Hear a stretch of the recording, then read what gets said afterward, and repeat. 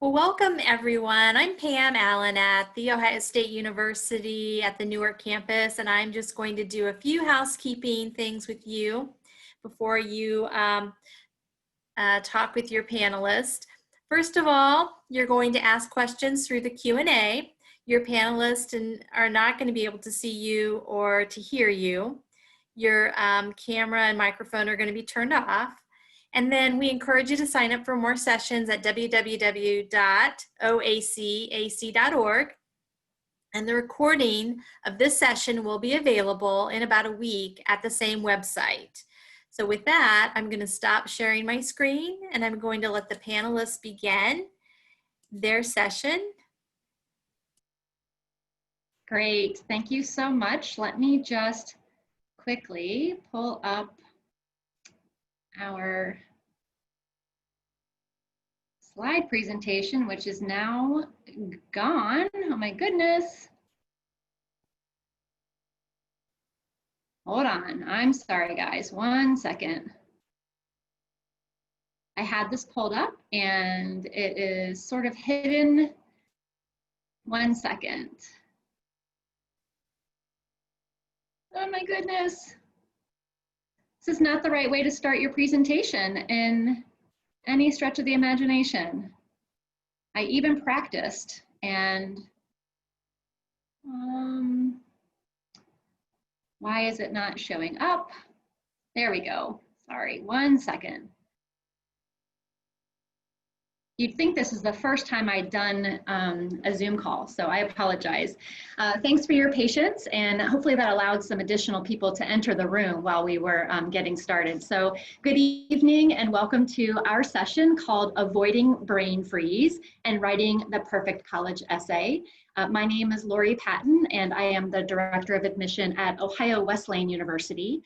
I am pleased to be joined today by colleagues from two other Ohio colleges. We have Mac Yates from Xavier University, as well as Alison Goldhamer from John Carroll University.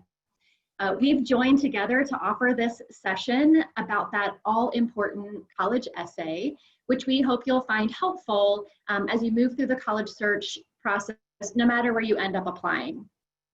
Now, we will admit we are not college English professors, but between the three of us, we have read thousands upon thousands of college essays in our careers, and we feel like we have some knowledge to offer you some helpful advice. So we'll begin with each of us further introducing ourselves and providing a brief overview of our institutions, followed by our presentation and discussion about writing that perfect college essay. I'll remind you that you are welcome to submit questions throughout the presentation via the Q&A feature. We'll do our best to get to your questions either during the presentation or at the end. But don't worry if we don't get to your question. We do get a list of all attendees from StriveScan, so we'll be able to follow up with you afterwards. So Mac, let's start with you. Can you introduce yourself and tell us a little bit more about Xavier University? Of course, thank you so much, Lori. Hello, everyone. My name is Mac Yates, and I am from Xavier University. I'm an admissions counselor here, and I was actually a graduate too, graduating in 2019. So I'm fresh off the stage, but I'm happy to stay in my home school and get to work here as well with my students and you guys as well. So to start us off, I definitely am very biased to Xavier just because I'm a grad here, but to start us off, just some notable things about Xavier University. As you can see here, a couple different statistics and numbers as well, but I have a couple things that I'd like to share too, just from my personal experience and from the admissions side as well. So starting with the admissions side, what I first want to say is that 100% of our students do receive a merit-based scholarship. That'll just kind of range from one end to the other, just based off your academic performance in high school. That's something that we're really proud to give our students that do attend here, just helping with the financial challenges of college, which sometimes it definitely can be challenging, more often than not. Also, we're proud to be test optional. We actually went test optional last year, and we're continuing that on now, and we're glad to be part of that movement. It's definitely helped our students in the past year, and we're happy to have it for our incoming students and for our future students as well, which is really good. One of the most notable things about our campus is definitely the basketball environment. We do have 18 Division I sports, but our basketball team is definitely something that you know, if you're not a basketball fan first, which I definitely wasn't when I stepped on Xavier's campus, you for sure quickly will become a basketball fan, which is awesome. So there's just an electrifying atmosphere. A lot of students do go to the games. We have one of the best student sections as well. So that is definitely something to be excited for when you do step on campus and become a Musketeer. We are also doing tours now. We actually started doing tours in the summer. So if you do want to come on to campus and check out our tour, check out our campus, you'll actually get to see the entire campus, because from one end to the other, it's only like 15 minutes, which is great. So definitely, I encourage you to do that if possible. Some of our notable programs are definitely going to be our nursing. We have the College of Nursing and also the College of Business, the Williams College of Business, that is. And I myself was a business student, and I absolutely loved the program that I was in. I loved my teachers, and definitely, and this actually goes for across the campus, Xavier students look out for each other. We definitely have like a tight-knit community here on campus, looking out for each other in terms of academics, doing service with one another, hanging out with one another and stuff like that. Community is definitely a word that you're going to hear on campus. So we're also just 10 minutes from downtown Cincinnati. I am actually originally from the West Coast. I didn't know anything about Cincinnati when I came here. And honestly, I'm still here just because it is such an underrated city. I love it so much. And Xavier students definitely get to experience that city, whether it's professionally on the service side of things or just for fun, which is awesome. And last but not least, I do want to finish off with our 98% success rate. So within 6 months of graduation, right when those seniors walk off the stage, they are either like employed in a full-time job, attending grad school, or doing a year of volunteer service, which is awesome. So, and that's all thanks to our success team, which you'll see in the bottom right-hand corner too. You'll actually have a personalized team that'll be able to help you out through your whole process at Xavier, whether it's through academics, financial aid, or anything like that, or just career services too, and just making sure that, you know, those people are there to just make sure that you really are reaping all the benefits out of a Xavier education. So with that, I'll hand it off to Alison. Thanks, Mac. Hi, everyone. I'm Alison Goldhamer. I am the Associate Director of Enrollment at John Carroll University. I'm also a proud graduate school alum. I graduated from Carroll in 2014 with my Master's of Ed. And just to give you a little bit of an overview of John Carroll University, we are a slightly smaller institution. We have about 3,100 undergraduate students. And about 400 to 500 graduate students, depending on the year. We are one of the 27 Jesuit universities and colleges in the United States, so it is something that we take a lot of pride in being a part of that network. We are also a liberal arts institution, so we really focus on students having a very well-rounded educational experience. And so it is something that we really put a lot of emphasis on, this idea of them having as wonderful of an experience inside the classroom as they do outside the classroom. So strong academic support, and then also a lot of support and guidance outside the classroom as well. Just to kind of give you guys sort of your bearings of where we are going to be located, we are in a suburb of the Cleveland area. So we're located less than 10 miles east of downtown Cleveland. We are literally smack dab in the middle of a neighborhood. So our students kind of get this best of both worlds scenario. When you're on campus, you kind of get that college town suburban vibe, but you're less than 20 minutes away from a major city, which has some incredible advantages, both from a cultural standpoint, as well as those professional development and experiential learning opportunities. You're just a few minutes away from research opportunities at the Cleveland Clinic or internships with some of the big 4 accounting firms. So it really is a great opportunity for our students to experience sort of the best of those scenarios. We have over 70 different academic programs on campus. We are most well known for our Boler College of Business and our STEM programs. We were recently ranked #1 in job readiness by employers through Bloomberg Business Week, which was accredited to our Boler College of Business. But we are also very well known for our psychology programs, as well as our programs in education, exercise science and sports studies, as well as entrepreneurship. We are, again, as I mentioned, a little bit of a smaller institution, so we really focus on that personalized and that individualized experience. Our average classroom size is only about 20 students, and we have a 13-to-1 student to faculty ratio. So again, really putting that emphasis on individualizing this experience for each student.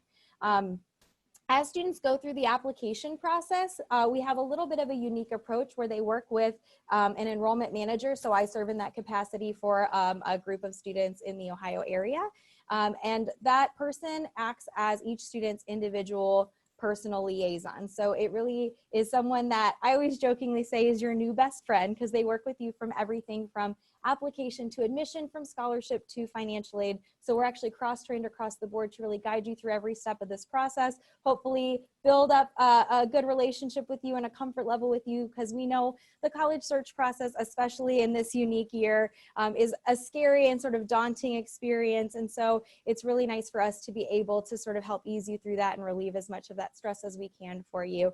We are a Common App exclusive school, meaning the Common App is the only application that we accept. It is free to apply to John Carroll, so that's always a nice offer. When you apply to John Carroll, you will automatically be considered for our merit-based scholarships, which start at $14,000 and go up to $27,000 a year. What's great about our merit awards is that they will automatically renew every year, so it really is helpful for your 4-year planning purposes. And then one change that we did have for this year, again, due to sort of the unique circumstances that we're seeing, is that we have actually moved to being a test optional school this year, just to, again, make this as stress-free as possible for the students that are going through the college search process. So that is something that we were happy to offer, again, just to try and make this an easier situation going forward. We are also currently open to campus visitors in a very limited capacity, so meeting all the CDC guidelines and everything like that. So we have information sessions and campus tours daily, as well as on several Saturdays over the next few weeks. And we look forward to having you guys check out our campus. Just a few other quick things of note here. Being a Jesuit institution and having this foundation of men and women for others, even though we have no service requirement on our campus, it is something that our students tend to be very engaged with. So you will see the number there that our students last year logged over 138,000 hours of service. So it is something that our students are very passionate about. But that's only a small portion of the things that students can get involved in here on our campus. We have over 90 different student organizations, ranging everywhere from campus ministry to theater arts programs, to even our own student-run EMS, where you can get trained and certified as an EMTB and take shifts on campus. We have plenty of opportunities for students to pursue adventures outside of our campus arena, if you will, with our Center for Global Education and some of the study abroad opportunities, as well as some of those opportunities in the greater Cleveland area that I mentioned. And with that, I will turn it over to Lori. Great, thank you. And again, my name is Lori Patton, and I am the Director of Admission at Ohio Wesleyan. I'm also a graduate of OWU. I'm in my 24th year of working at Ohio Wesleyan, all of that time in the admission office. And I'm also the parent of 2 OWU students. My daughter is a junior and my son is a first-year student. So when I talk with students, families, and school counselors about Ohio Wesleyan, I often say, if you remember only one thing about OWU in the time that we have together, I want you to remember that we are home of the OWU Connection.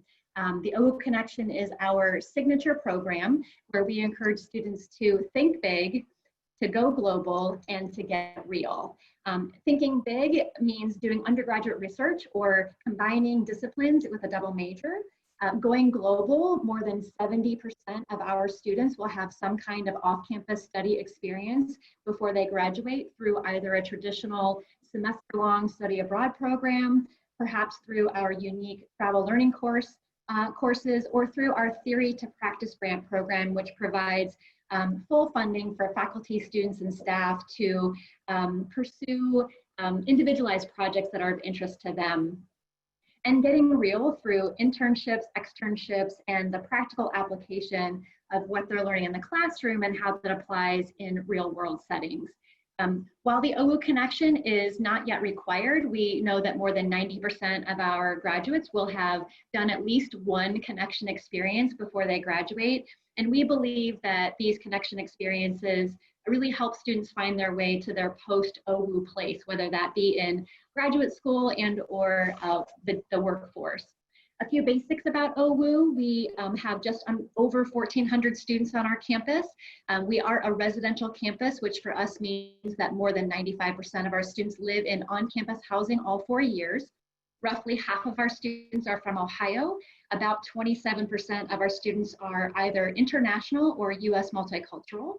3.6 is the average GPA, 12.10 average SAT, 26 average ACT. Roughly 37% of our students are participating in one of our 24 varsity sports programs, and about a third of our students participate in Greek life. OU was fortunate to have more than 70 majors available for students to choose from, which is many more than similar sized institutions. About 30% of our students choose to double major, and we have faculty who are willing to work with students to do just that. They are supportive of double majoring, not territorial of keeping students within their own departments. The most popular, five most popular majors among those 70 would be zoology, business, psychology, health and human kinetics, and politics and government. Like John Carroll, we are uniquely positioned, we think, in a small town outside of a large city. We are just 25 miles north of Columbus, which of course is our state capital, as well as the 14th largest city in the United States. But we're smack dab in the heart of downtown Delaware. Delaware is a smaller town of about 40,000 residents that has had lots of growth take place in the last decade or so. Our campus itself straddles our main street through downtown Delaware, so it gives our students walking distance access to things like restaurants, shopping, and entertainment. Students can have a car on campus all 4 years, and the university also provides limited shuttle service in and out of Columbus for students if they'd like to head there for some social or cultural activities. But quite frankly, most students don't actually take advantage of it because they have access to other vehicles. A year or so ago, we embarked on a $60 million multi-year, multi-phase residential renewal project. We completed part of phase 1 this past August when we opened half of Smith Hall, which is housing half of our first-year students. The other half of Smith Hall will be open in the fall of 2021. So next year, all first-year students will live in that renovated building. In addition, we broke ground and are erecting the Bradford Milligan Hall, which is Ohio Wesleyan's first apartment style complex. It will open also next fall, August of 2021, and it will house 128 upper class students. In addition, we're renovating Branch Rickey Arena, which is home to our volleyball and basketball teams. It's getting a facelift with a new floor, new bleachers, air conditioning, which everybody's excited about, a new locker rooms, new entrance, and that should be open in late October, early November. So excited to see that come to fruition as well. While Ohio Wesleyan is not able to meet full need of every student, 97% of our students do receive financial aid and or scholarships. Our all-in price is just under $60,000 per year, but our average financial aid package last year was over $43,000, bringing the average cost per student roughly to $16,000 or so. Of course, averages are averages, and we know that some students will pay more than that and some will pay less, but $16,000 sounds a lot better than $60,000 for sure. Our top academic scholarship is our Branch Rickey Scholarship. All students who have a 3.6 GPA or higher automatically qualify for this $30,000 annual scholarship. No test scores are required. In fact, we are test optional, as we have been for a number of years, but this year we're test optional both for admission as well as for scholarships. Students who receive the Branch Rickey Scholarship are also invited to compete for additional dollars that range from $10,000 all the way up to full tuition. So you can see there's lots of opportunity for additional money there. And don't worry if you don't meet that 3.6 GPA, it doesn't mean you're out of luck. We actually do have additional scholarships that start at about $20,000 and go up to that $30,000 mark. Finally, like Xavier and John Carroll, we are also open to visitors. We opened on June 1st. Obviously on a limited basis, we are offering tours and information sessions Monday through Saturday. We have 5 on-campus events this fall, most of them on Saturdays, but one of them on a Wednesday that focuses on the sciences. And we have a plethora of virtual opportunities, including tonight at 6 o'clock, we're debuting our live virtual tour. So we'll see how this goes, but excited about that. So that is my update about Ohio Wesleyan. I'm going to move on and we will jump right into the topic at hand called Tips for Writing That Perfect College Essay. And I'll turn it over to Allison for her to begin. Great, thank you so much. So as you kind of begin the college application process, we know that the essay is kind of a big component of that for a lot of students. And so we wanted to just give you some tips and tricks so that you could sort of put your best foot forward as you're preparing for that next step. So one of the best sort of tips and tricks that we can share right off the bat is that it is important for you ahead of time to really just get organized. That way you can really take your time and make sure that you are giving your essay as well as your overall application as much consideration as you can. You're not sort of, you know, rushing to get it in under those deadlines. And especially for those of you that maybe are juniors that are really, you know, starting this process very early on, it really is a nice opportunity for you to sort of plan ahead for that next year. And for those of you that are seniors, it's a good time for you to sort of start kicking things off as you still have a few months before deadlines are going to be starting to roll in. So one of the tips that we usually recommend is for you to take some time to review the different essay topics, requirements, word limits for the different schools that you're looking to apply to. Some schools are going to utilize applications like the Common App that are going to have a set of 7 or so prompts, and you get to select one, and whatever essay you write applies to all of the schools on that application. However, some schools also have their own applications, in which case they may have different prompts that you would want to be aware of, just so that you know what you need to be putting together to complete those requirements. It's also important to be aware of deadlines. And this is not only for the application side of things, but also for certain things like scholarships and other opportunities that may become available. But when it comes to your application for admission, you want to be aware of not only the deadline, but the deadline for the different types of applications. So as you're sort of beginning this process, you're probably seeing that schools have different application options, maybe early action versus early decision versus rolling admission. It's important for you to become educated on what those differences are, and then also what each school offers. So for example, an early action decision is typically non-binding, whereas an early decision, you're only able to apply to one school early decision. And if you are admitted to that school, you've made the commitment that that's where you're going to go. And then rolling admission is usually as applications are coming in, decisions are going out. So it is important for you just to know those differences and know what each school sort of adheres to.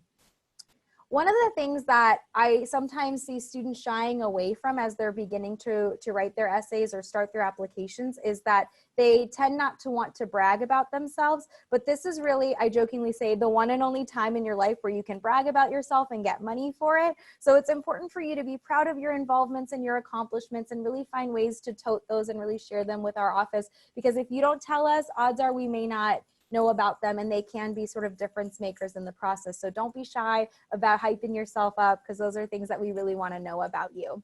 And then last but not least, this is sort of a common sense one, but I always like to touch on it. It is important for you as you continue through this process to just make sure you're being courteous to the admission reps. You know, they are here to assist you and guide you and really support you through this process. And it's important for you to utilize them in a positive way. So just make sure that you are being courteous and respectful, and we will, of course, share that same respect with you as well. But just be aware that this person is likely sitting on the committee for admission, may even be the person reviewing your application. So it is important for you just to build a strong positive relationship with them. So a question that we often get is, why do colleges ask for an essay? You know, why are we the mean people making you write 250 to 650 words on a topic of your choice? And there's a couple reasons for that. One, we really want to use this to assess your writing ability, especially with so many schools moving to being test optional. We don't have as many opportunities to get a sense of your writing ability. So this really just allows us to kind of get a set of eyes on a writing sample, just to see if you are going to be able to succeed once you get to that college level. It also allows us to confirm your grades and your ability level. If we see a wonderful essay and really strong English grades, it just sort of solidifies that in our minds. In some cases, it can also determine eligibility and candidacy for scholarships. So I know at John Carroll, for example, we have a service-based program called the Arupe Scholars Program. And if I'm reviewing an application where an essay refers to a service project or something that a student's been involved in that's service or social justice oriented, it triggers something in my mind to make sure I'm going to reach out to the student and let them know about the scholarship opportunities so they don't miss out on, you know, potentially earning a few more dollars towards their college education. So you never know what it may inspire for the person reviewing your application, or what it may actually make you eligible for. One of my favorite things about the essay is that it really does give us a glimpse into your personality. This is really the main place where you can sort of have your voice heard or have your personality shine in your application, because everything else is, you know, sort of facts and figures and numbers and information. And, you know, we have wonderful letters of recommendation from counselors or teachers, but this is really where you get to be you. And so that's a great way to use the essay, just to kind of give us a little glimpse into who you are. It also allows us oftentimes to gauge the fit of the student at our institution. So if a student writes an essay saying that they really love John Carroll because they want to go to a big school with, you know, that's in the middle of a city, then we're going to go, ooh, maybe this isn't the right fit for them because we don't really fit exactly what they're looking for. And on the reverse, if a student says, I really want a small institution where I'm going to have a lot of support, then that just, you know, shows us that this is going to be a great place for them, because that's ultimately what every school is looking for. They want to know, is this student going to contribute to our community? Are they going to be successful on our campus? And this just gives us a little bit more insight there. And then last but not least, it is a way for us just to differentiate you from some other students. So this is really a way to set yourself apart. So again, let that personality shine so we can get to know you a little bit more. So what are the things that we're considering, or what you should, I guess, consider as you're beginning this process? So remember that this is a formal sample of your writing, so you do want to take that time to edit it, maybe get that second set of eyes on it, really kind of put your best foot forward in what you're submitting. One sort of downfall that I see with some students is that they use the essay as a place to sort of summarize all of their involvement, you know, give us the laundry list of things that they're involved in. Almost every college application is going to have a place for you to enter your extracurricular involvement or upload a resume or curriculum vitae. And so using your essay to share that long list of things you're involved in is kind of a waste of valuable real estate. So this is really a place where you maybe want to highlight one or two of those organizations that you're a part of, or a cool experience that you've had, or maybe just share something that we're not going to glean from somewhere else on your application. I've even had students use the essay as a place to maybe provide some context. Maybe sophomore year, your grades dipped and you want to just let us know what was going on. Or maybe there's an organization that you list as an extracurricular that we're not going to know anything about, but this is a great place for you to highlight that this is something that you started and you're really proud of. So really, it's just meant to be a way to enhance your application in some way. So make sure that you're utilizing it in that way. One topic, or one thing that I always recommend to students that are asking me about picking a topic for their essay, I usually recommend trying to avoid hot button topics, just because you never know who's on the receiving end of your application and who will be reviewing that content. So it's better to sort of shy away from the hot button topics unless it's something that's prompted by the college or university that they want you to maybe share your insight on those types of things. And then last but not least, I always recommend that you really stay true to yourself and are honest. So don't write what you think we want to hear. Really be honest, because that's the best way for us to make sure that you're going to be a great fit at our school, and for you to really make sure that we're going to be a good place for you to be.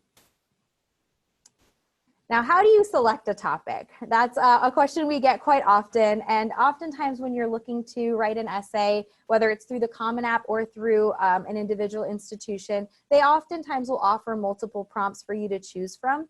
And what I usually recommend is, as you're reading through those prompts, if there's one that immediately triggers an idea or a memory or a story, that's usually the one to go with. So I always say kind of go with your gut. Pick the one that really speaks to you, because that's going to really bring out the most honest and genuine story. And it's not going to be one that you have to sort of force. It's going to just sort of happen organically. And there may be one or two prompts that speak that way to you. So you can really kind of try to work on both and then figure out which one sort of takes shape the way you want it to.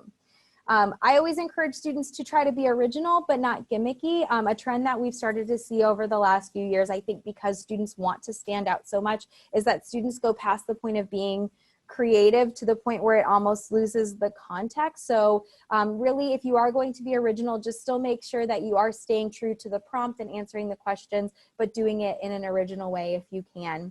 Kind of tying into that, we do see a lot of sort of commonalities amongst essay topics, one of which is the sports essay, which is totally okay to write about. But if you are going to do that, really try to make it memorable or unique to you. If you think about it, on the team that you play on, there's probably 10 to 50 other kids, depending on the sport, that play on that same team. And there's a chance that they could be writing a similar essay to you. So if you are going to write on that topic, just make sure it's something that's really unique to your experience individually. It really is, again, important to narrow your focus and write something that is specific to you. So again, kind of dig in and try to find those things that really make you you, that we're not going to see somewhere else on that application. And don't overthink it. I know as I'm throwing all of this at you, it's probably kind of pinging around in your mind that there are so many things to keep track of, but really don't overthink it. Like I said at the beginning, if there is a topic that jumps out to you, or an idea or story that immediately speaks to you, go with your gut and write on that, because that's really going to be the one that's going to make this a much more fun and easier process for you. And if you are having trouble coming up with an idea, don't be shy about asking family and friends for help. They know you really well, and they're going to know a lot of your stories. So if you share those prompts with them, if you can't come up with an idea, they may be able to come up with something that you can write on as well. So definitely utilize those resources.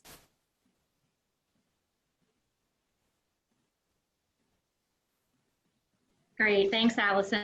So now that you have settled on your topic, you're ready to write, right?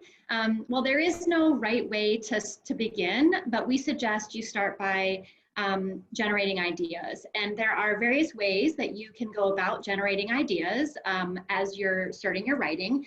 People for sure think and learn differently, so we recommend trying one or more of the following ways to generate ideas to see which one works the best for you. So the first, and probably one that you're most familiar with, is brainstorming. So we've all done it, right?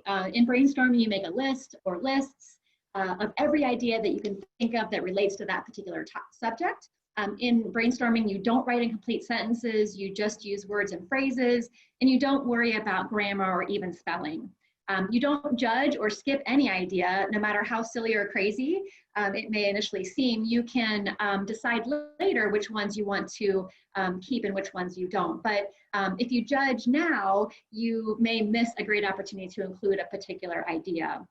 If you do choose brainstorming, we typically recommend spending 10, 20, maybe even 30 minutes doing so, just to make sure that you're able to flesh out all of your ideas. A second way to generate ideas that some of you may have used is what we call free writing. Free writing is similar to brainstorming, but instead of sort of writing random things, you're writing in sentences and paragraphs without stopping. So because of this, free writing increases the flow of your ideas, and it reduces the chance that you'll accidentally censor a good idea. It also helps to create some fluency.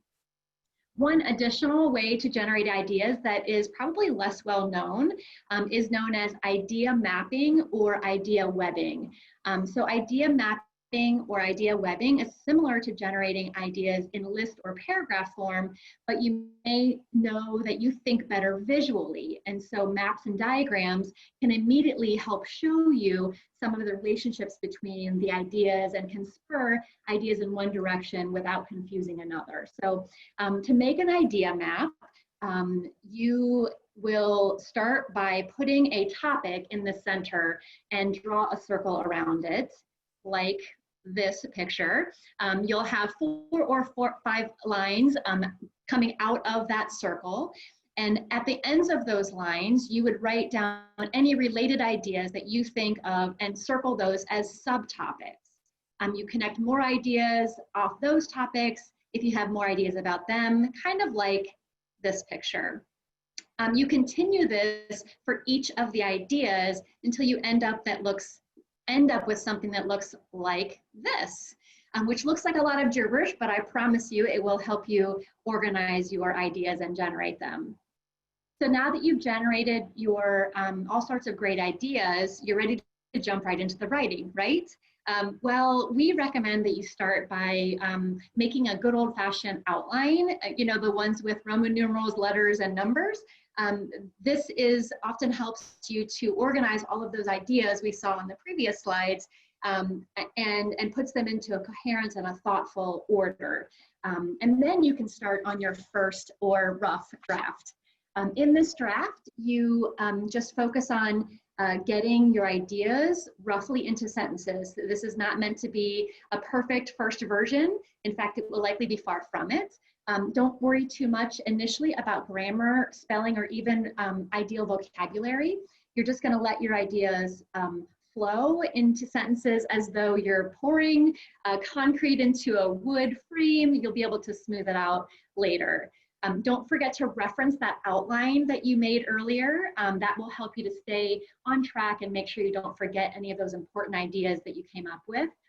Do write incomplete sentences and paragraphs, but don't let yourself get stuck. You may pause for a few seconds, but don't labor over sentences, just get them down and move on. You'll have time to edit and revise later. Remember, your first draft, as I mentioned, doesn't need to be perfect. In fact, it'll be likely far from perfect. If you're having a hard time getting started on your rough draft, I always recommend thinking about what your first sentence might be, that hook sentence that will grab the reader's attention. Usually, once you come up with that, it helps the ideas flow from there. So some other things that you can consider, some tips and tricks from those of us who've, again, read thousands upon thousands of college essays. We want you to tell a story, and we want that story to be uniquely yours. So don't just list your facts about yourself that we can easily find in other parts of your application. Imagine how the person who's reading your essay will feel when they're reading it. I guarantee that if you are bored writing your essay, we are likely going to be bored reading it. So keep that in mind. I always say keep it super simple. There's no need to solve the issue of world peace in your essay. This essay is about you. Don't worry about impressing us with your massive vocabulary, your awards, or your hundreds of volunteer hours in Haiti. We love reading about everyday things like, I don't know, whether it's baking or your bizarre habit of collecting random socks. Who knows? We just want to get to know you. Use vivid and specific details. Remember number one above where I was saying to tell your story.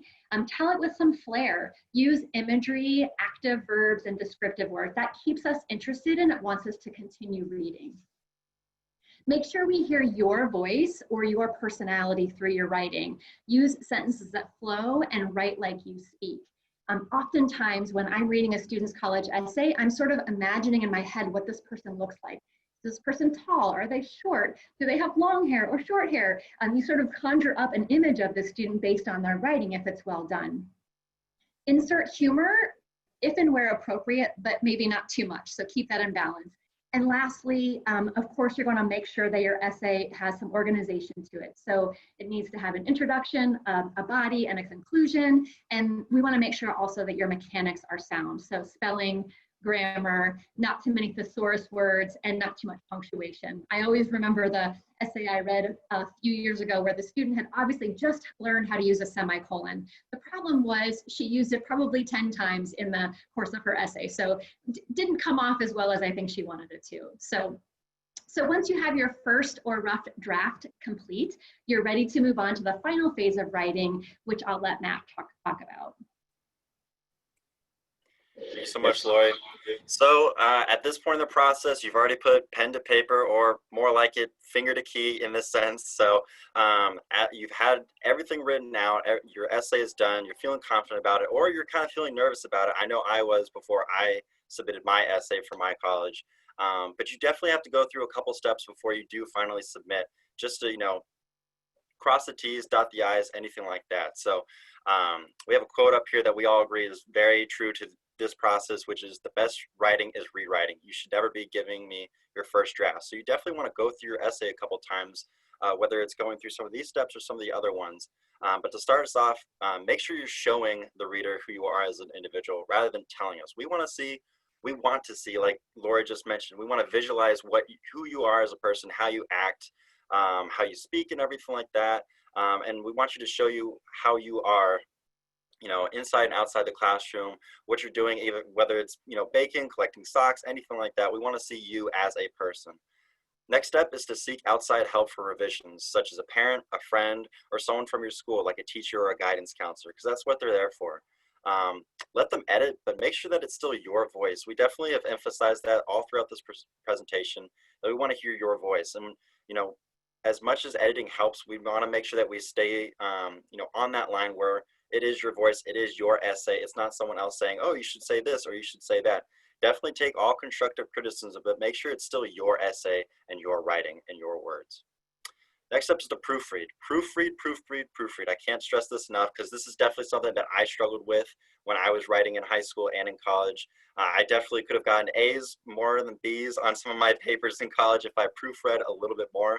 So proofreading, in my opinion, and we share this opinion as well, is in 2 stages. So for one, the message. We want to make sure, again, going back to that your voice thing, make sure that your message is clear and make sure that your emotion is clear as well through your writing. Make sure that you're, at certain points that there are like a little bit more emotional points that you're really, putting into the visualization of the reader, what you're trying to explain to them and what, that point in time or that, event meant to you. Because we definitely want to see that. That's how we get to tell who you are as a person, what you've gone through and everything like that. Also, grammar, spelling, and punctuation. As much as I love reading essays, sometimes there are a couple of different grammar and spelling and punctuation mistakes. We're all human. There definitely is some human error in writing and whatnot. But definitely going through and making sure that you are crossing the T's, dotting the I's, capitalization, anything like that. Making sure that your is not your with an apostrophe, anything like that. That's definitely something that we obviously aren't looking too seriously at, but definitely it makes you look a little bit more professional and makes it known that you definitely put some effort and time into this essay.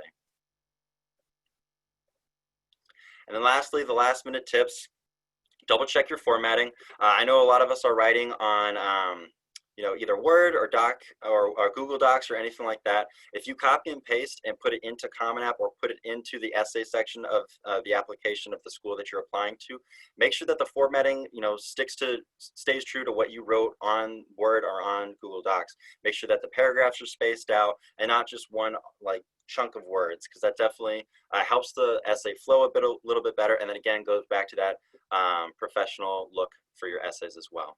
Also, take advantage of the full word limit as possible. If this is a very significant event or this is something that you very much feel is important about you, make sure you're explaining it to the max amount that you can. Obviously, if you are above the minimum, that's great, and you're within that threshold, that's awesome. But definitely, put all that you can into this essay when you are writing that, because again, this is, like Alison mentioned before, this is where you get to brag about yourself, and that's really what we want to see when you're writing this. If you are sending the same essay to other colleges, now this is an important one, make sure that you don't mention another school in the same essay. We have seen a couple essays before. I think all admissions counselors have at some time where they're applying to one school and they mention a different school, and that sometimes could be a little embarrassing. So that's where proofreading definitely comes into play and helps you out with this problem. Filter out any schools and be mindful to who is reading it, because that's also something that you always want to keep in mind, as we've all said before. Also, make sure you're answering and addressing the essay prompt fully. You're answering the question that the essay prompt has given you, and that you're, going back to that when you come to your conclusion, anything like that. Just make sure you're fully answering and staying true to what the prompt was. Make sure you don't, go off on a tangent or anything like that.